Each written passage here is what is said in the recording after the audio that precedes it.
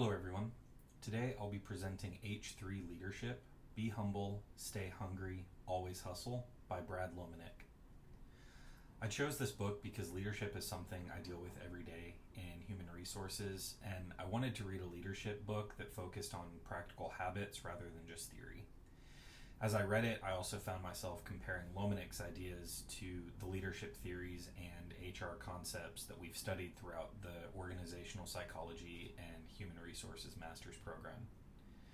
During my presentation, I'll give a brief overview of the book. I'll explain its main ideas, discuss what I thought it did well, point out a few of its limitations, and then finish by explaining whether I would implement the H3 framework into my organization or any organization.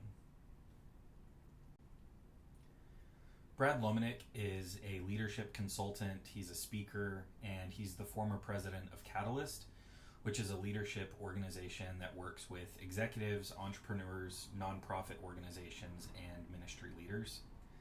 Unlike many authors that we've studied in this program, Lomenick isn't writing from a research background. Instead, he's writing from years of experience observing successful leaders. So that means this book is built around practical advice and personal observations rather than the scientific studies that we're used to seeing. His main message is that leadership isn't determined by talent or job title. Instead, it's something that people develop through consistent habits and intentional choices. The entire book revolves around these three leadership qualities that are humility, hunger, and hustle. So the first is be humble. Lomenick believes effective leaders can focus on serving others instead of seeking their own personal recognition. Humility also includes being teachable, admitting when we make mistakes, asking for feedback, not from only our bosses, but from our employees as well, and then putting the success of our team ahead of our own. The second principle is stay hungry. So this isn't about ambition for promotions or titles. It's about continuing to learn, remaining curious, and constantly looking for opportunities to improve. And Lomenick even argues that great leaders never stop growing. The final principle is always hustle. In the book, hustle means taking initiative, following through on commitments, and consistently delivering results. So it's about being dependable and taking ownership of your work.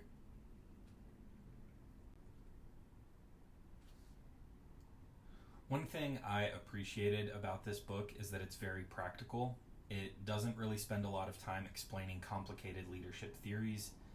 Instead, Lomenick really just focuses on behaviors that leaders can begin practicing immediately. Throughout the book, he breaks the 3 H's into 20 leadership habits that reinforce humility, continuous learning, discipline, and accountability. And the overall message is that leadership isn't something you achieve once. It's really a lifelong process of continually improving yourself while still helping others succeed.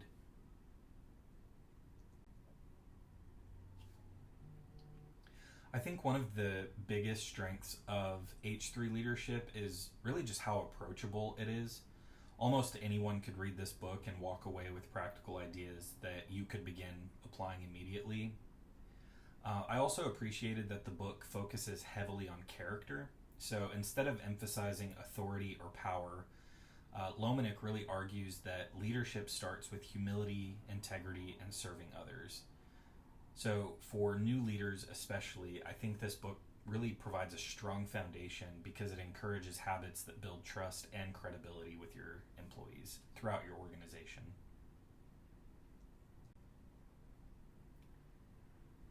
Although the book isn't evidence-based or based on academic research, I noticed that many of its ideas align with leadership theories that we've studied throughout this program. For example, the emphasis on serving others closely resembles that of servant leadership, and the focus on self-awareness and authenticity aligns with authentic leadership. The encouragement to inspire others and continuously improve reflects many of the aspects of transformational leadership.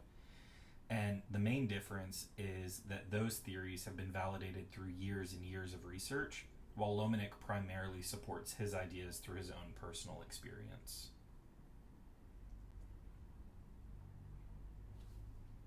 While I enjoyed the book overall, I also think it has several limitations of its own.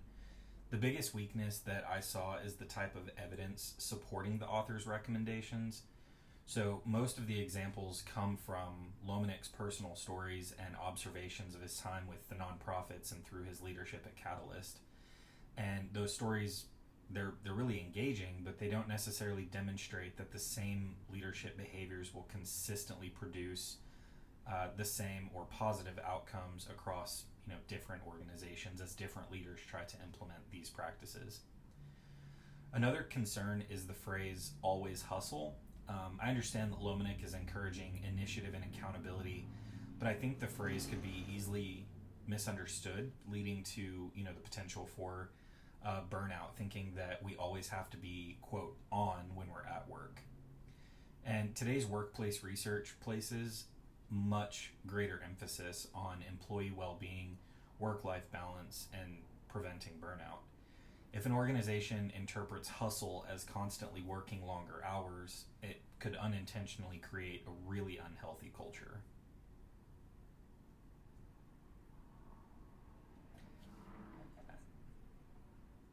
As someone working in human resources, this is probably the section I connected with the most.